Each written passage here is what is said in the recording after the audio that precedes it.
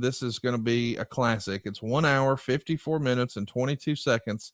I'll give you a countdown. I'll do 3, 2, 1. And when I say play, we'll press play. Here we go. In 3, 2, 1, play. It as the greatest champion of all time, but if there's any man that is any better prepared than Ricky the Dragon Steamboat, I have not seen him. He's on top of his game, and this is a game of peaking at the right time. And I feel like right now, at this particular moment in time, if anybody can unseat Ric Flair from that coveted World's Heavyweight title, it is Ricky the Dragon Steamboat. Ladies and gentlemen, these men are certainly no strangers to each other. Let's take a video look and see exactly how this match came about tonight. There you see, fans, Ricky the Dragon Steamboat making his return debut in the studios of Superstation TBS. January. Tag team event. And here we see him taking over on Nature Boy Ric Flair. And it was at this point in time, Steamboat returning for the first time to the NWA and making his presence certainly known. These men certainly no strangers to each other. And right here, we see the Dragon really taking over on the Nature Boy. He's got it all under control. The man is tuned in. He's talked about destiny. He talks about this is what he's worked his whole career to get to this particular. You can pull the volume down here, Steve. This is really the dying days of the WCW or the old Techwood Drive show, is it not? It feels like it was probably at its peak, 85, 86. But by 89, it was on the downhill slide. Would you agree with that? Oh, this is the great stuff. Let's track this audio here, Steve. I want you to take one last look at what a loser looks like. Why don't you go home and help the missus with the dishes, pal? I'm going downtown. Well, right there was all that Ricky Steamboat could stand. Ric Flair strutting his stuff. This was just past Wednesday night in Cleveland, Ohio, and it really broke loose between the world's champion and that $1,500 silk suit and Ricky the Dragon Steamboat. Well, you know, there's two different psychologies about the sport, two different priorities, and Ricky Steamboat has definitely said that family is first. All his priorities in the right place, and he is going to bring the battle to all the people across the country to Ric Flair that he's ever wanted to have.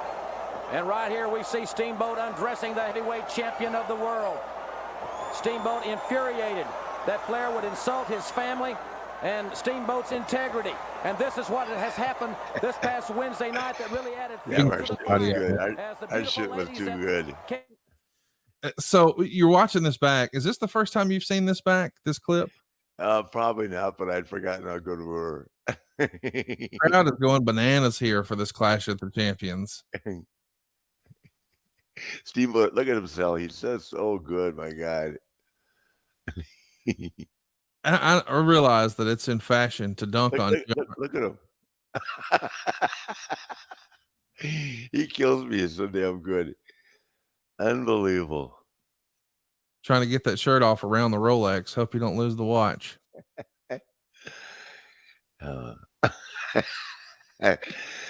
Yeah, I know.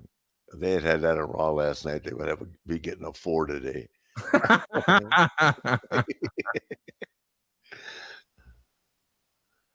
Big old press slam. Yeah. God, he was good.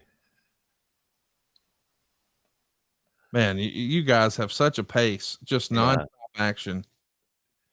Nobody's even breathing deep there. And he hooks the leg after the crossbody. Of course, nobody made a count. Hero.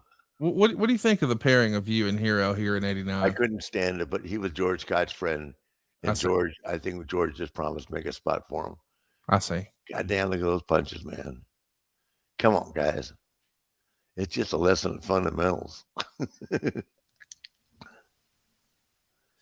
No doubt about it, man. This is classic stuff. The heels double teaming, holding him back. Of course, here we are now, live action. Hopefully you're watching along with us on Peacock or maybe over on YouTube. If you didn't already, go subscribe to the YouTube channel here where you can see Rick and I do the show every single week and see Rick's face as he's having a good time here.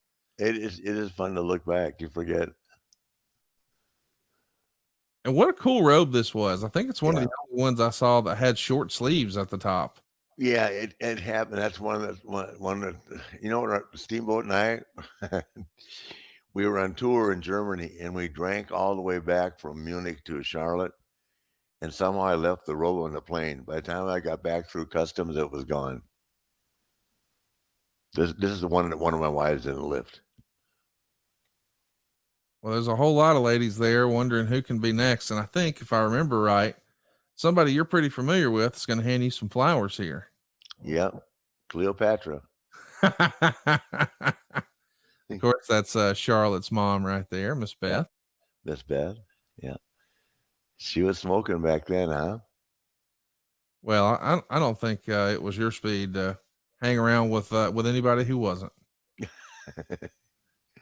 No, I meant she's very lovely now, but I meant she was absolutely stunning back then. Now, of course, this is a compare and contrast, you know, good guy versus bad guy, the family man versus the playboy, if you will. And of course, you're Rick. It's your wife That is was the whole setup. That was the whole damn setup. your wife. The family man versus the wild man.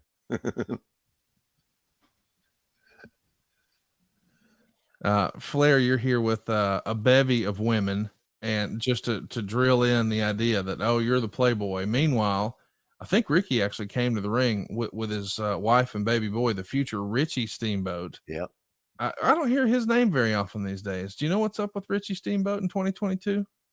I absolutely do not. I know that I think he married a lawyer, and in Charlotte. I'm not really sure. ProWrestlingMusings.com put out a graphic a while back celebrating this match, and they broke it down almost like it was a UFC, and it was so close. They showed that Ricky Steamboat had 51% of the match's offense. You had 49%. And they went all the way down. Like he had 45 strikes. You had 37. He had 12 strike downs. You had 5.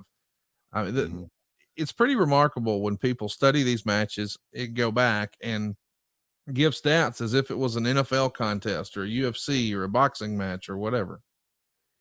Well, what he and I did, we were so tight, you couldn't see anything through us. You know, I still to this day, if you shoot a guy off the ropes, why in the hell would you stand in the middle of the ring to wait for him to come back and give you a tackle? Right. You shoot him off, you follow him in. I mean, it just makes sense. You know, Sean used to call me the king of the short shoot, but why would you stand in the middle of the ring? And I mean, I even struggle with the drop down right here. I mean, everybody loved it for cosmetics, but why would you drop down, leapfrog, drop down, leapfrog? We did, but it was just because that was part of the entertainment part of the match. But as far as being close to each other, we just stayed close and tight. You couldn't see through it. And that's what made a big difference for us. And it, as it would today if we ever did it again. Our old pal Dave Meltzer's sitting for this one, and there's the Chicago Bears Brad Muster. I think Kurt Beckler's with him. Yep. Stanford University. You know what else was there that night? Jim Harbaugh. Really? That's where I met Jim. Yeah. That's cool, man. He was a quarterback for the Bears then. Now, this is